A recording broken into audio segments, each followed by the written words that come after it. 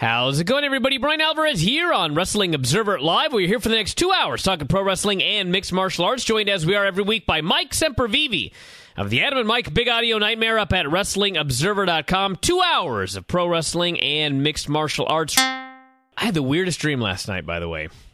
Really? I did. I had eaten a big dinner of, as I preface it, I had eaten a big dinner of Italian food. And when I have a big dinner, I don't eat a lot. I watch my diet during the week. So when I have a big dinner, like my metabolism shoots into motion and I get really hot, you know? So whenever I go to bed and my body's getting really hot and I sweat when I sleep, I dream of grappling or wrestling every single time without fail. So I have this dream last night. And my dream began in the middle, when a movie starts and you don't quite know what's happening, it just kind of like a cold open, I guess they'd call it, or whatever, or a hot open. Anyway, so I dream that there's a brawl going on, and there's two UFC fighters in it. I can't remember who the heavyweight is, but I think that the smaller guy was Carlos Condit, but he was a lot smaller. He was 145 pounds. So anyway, I end up behind him, and so I put him in a rear naked choke, and I tapped him out. And all of a sudden, they announce that I am the new UFC heavyweight champion. And I'm like, what?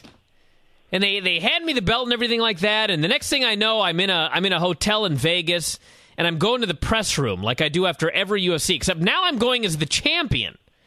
And nobody knows who I am or where this guy came from or why the UFC heavyweight title fight had Carlos Condit and Bryan Alvarez in it. And it was a three-way, mind you.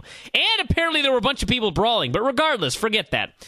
So I'm going back and I'm just like, God, I can't believe this. I'm the UFC heavyweight champion. And I start thinking, I'm like, God, who else is in the division? God, these guys are really big. I'm going to be killed. Whoever I have to fight next, they're going to absolutely kill me because I'm really small. I'm thinking of guys, the size of Brock Lesnar, they're just going to absolutely kill me. So, next thing you know, they're Dana's about to start the press conference. Bryan, you need to get out there. And I'm like, God, I guess I do. I actually have to sit there now as a participant here in this press conference because I'm the champion now. So, I'm running through the hotel to get to the place where they're doing the press conference.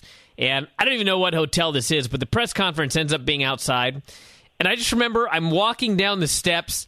And as I'm about to head into the press room to take my spot there as the champion, I hear Dana White, and he goes, "Everybody, I'd like to introduce to you the new UFC heavyweight champion of the world, Ryan Bader." And I'm like, you? So anyway, that's when I woke up. Dana had no idea who he was, and he screwed up my name. He thought I was Ryan Bader. But what the point of that is, I don't know. But I had to get the word out here on this show because likely I'm going to completely forget this dream in about 6 hours, and someday I'll be able to look back and go, that's right. I remember that day that I dreamed I was a UFC heavyweight champion. I was terrified. Are you sure? I was terrified in this dream. Are you positive that that he messed up and that he called out Ryan Bader's name instead of yours? Was this like Quantum Leap, where you were actually a shrunken-down version of Ryan Bader facing a shrunken-down version of Carlos Condit for the shrunken-down, obviously, UFC heavyweight championship? I don't know, but if a year from now, for some reason, for some strange, maybe, I don't know what, Ryan Bader and Carlos Condit is a heavyweight title match and Ryan Bader wins, you heard it here first, everybody. Book it. I don't think that's going to happen, by the way.